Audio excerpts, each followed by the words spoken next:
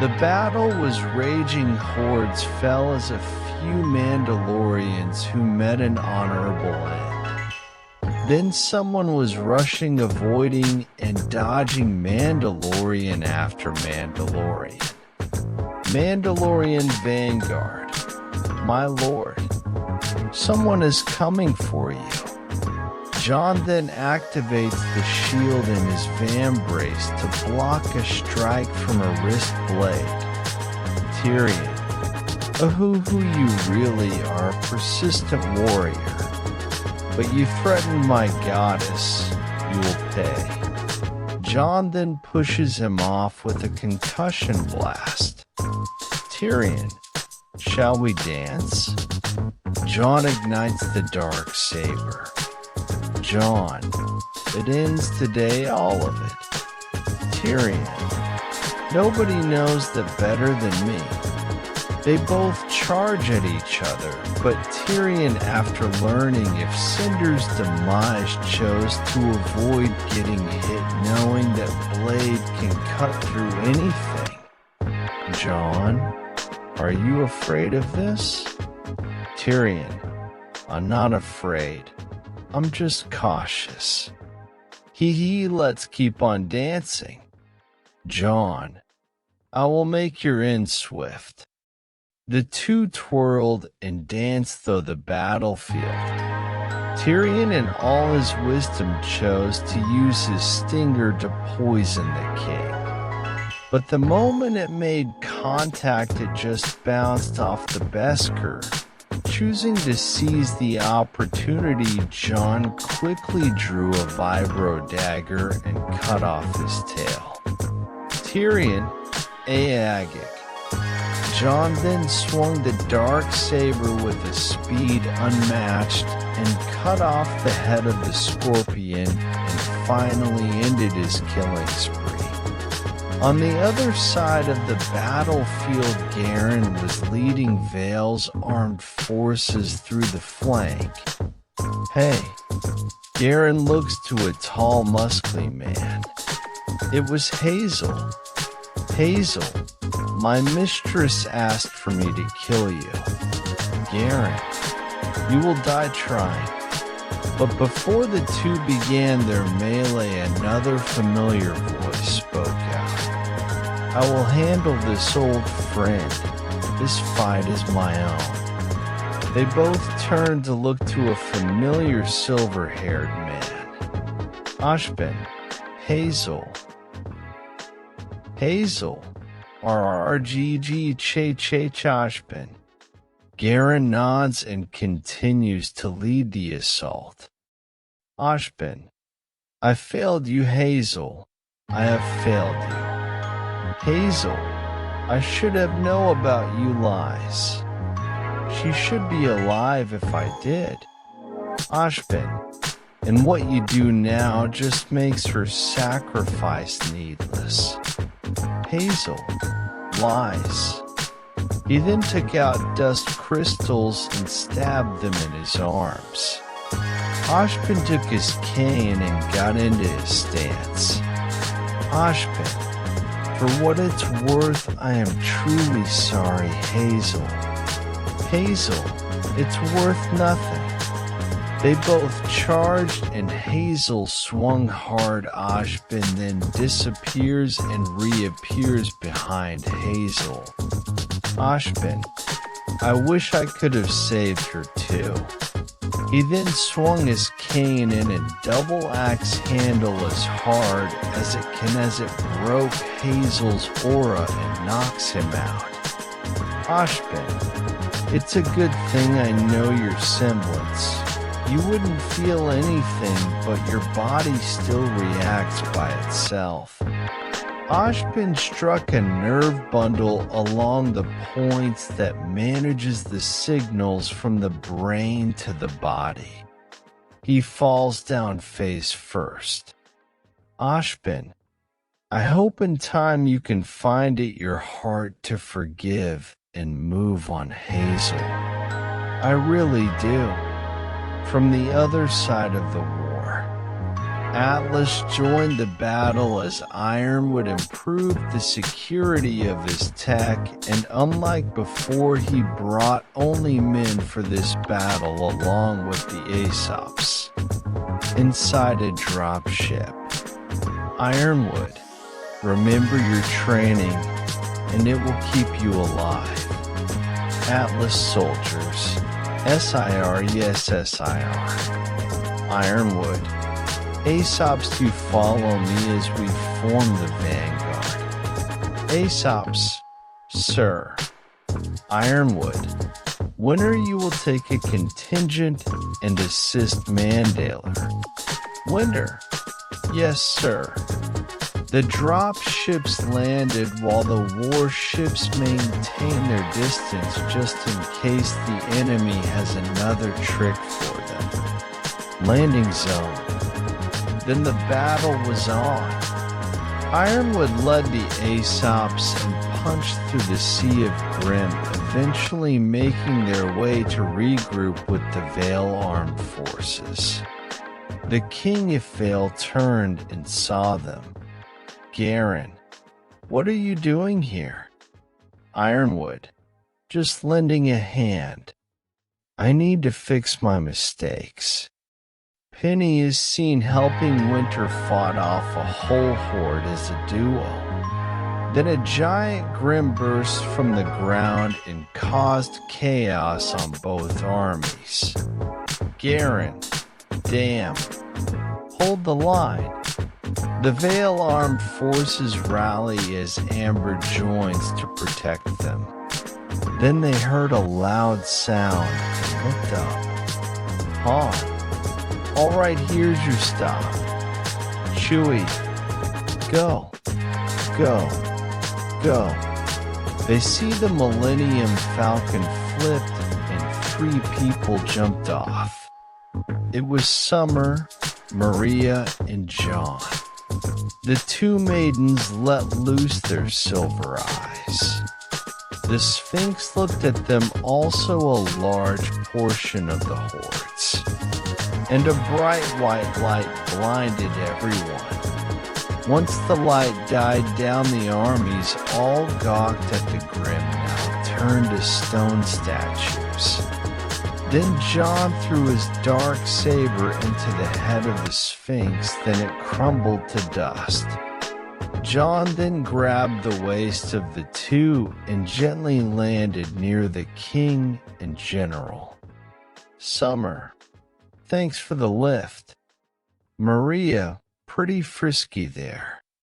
Jaune, do you prefer I gave you a wedge on the way down? Maria, Opal. Amber, nice one. Then a Mandalorian royal guard approached. MRG, my lord, we have cleared a way to the castle. Jaune, could continue clearing the land. I will lead a force into the castle. Ashbin, I will accompany you. This must end now. Ironwood, yes, and I have a score to settle with Arthur Watts. Then a familiar voice joined in. RWBY, ha, you don't think you can go on your own? Young, yeah, and without us. Penny, sorry friend Jaune, I tried to stop them. Jaune, all right as you wish, but the witch is ours. As he nods to Ashbin, they made their way to Evernight Castle. Then they entered what looked like a council table and found Watts eating with a gun in his hand and Cinder's lackeys behind him. Watts, so this is the would-be hero? You really did a number on our boss. She didn't even try to strategize this whole battle. She opted to stay in her chamber on her throne and basically told us to go off ourselves. Jaune then ignites the dark saber. Jaune, there's only 2 ways this ends, so I'm giving you 3 a choice. What would that be? Jaune, I could bring you in warm, or I can bring you in cold, that's your choice. Emerald walks towards them and submit herself into their custody. Mercury, surprised they were even given a chance to surrender, and opted to do the same. Teams RWBY and PNR secured the prisoners until Watch drew his gun and aimed at Mandalorian. Then a shot rang out in the room. They looked to see Ironwood, who was holding the smoking due process. Ironwood, consider us even. What's entire hand up to the elbow was blown off with his oar broken. He collapsed onto the floor. Ironwood then ordered the Aesops to drag him into custody. Jaune and Ashbin made their way to Salem's throne room and saw her sitting patiently. Salem, so you're the legendary Mandalorian. Jaune, I am. He walks up to her and removes his helmet. Salem, I see. Now I know why this has come to an end. The next scene will be heavily using a game reference. This is old, unpopular, but memorable. If you can figure out what game, I will add your names at the start of the last chapter. Salem, you do know what you are, do you? Jaune, I have been many things. If you find me ignorant, enlighten me. Salem, what's the point? It's better for this sad take to come to an end. Jaune, I would expect better than meek capitulation from you. Salem, centuries of persecution has taught me well. This isn't a war, Mandalorian. We are merely passengers on the wheel of destiny, describing a perfect circle to this point. We've been broader for a reason. I have seen the beginning and the end of our story, however, and the tale is crude and ill-conceived.